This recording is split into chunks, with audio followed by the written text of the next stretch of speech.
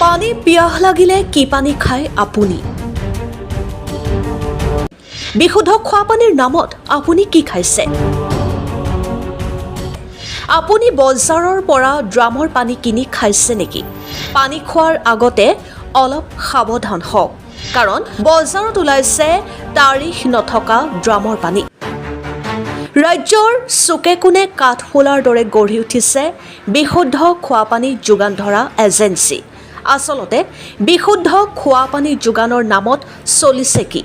কম মূল্যতে এতিয়া বিশুদ্ধ খোৱা পানীৰ ড্ৰাম পদুলি মুখতে যোগাযোগ ধৰে বিভিন্ন এজেন্সিয়ে কিন্তু আপুনি পদুলি মুখতে লাভ কৰা বিশুদ্ধ খোৱা পানী মিনাৰেলযুক্তনে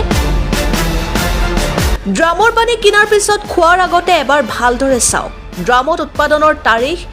ম্যাগনিফাইড ডেট আৰু এক্সপায়াৰি ডেট আছে নে নাই কাৰণ তাৰিখ নথকা বা মিয়াদ উকলি যোৱা পানী খালে স্বাস্থ্যৰ ক্ষতি হ'ব পাৰে সেয়ে সচেতন হওক পানী খোৱাৰ আগতে ড্ৰাম চেক কৰক তাৰ পিছতহে পানী খাব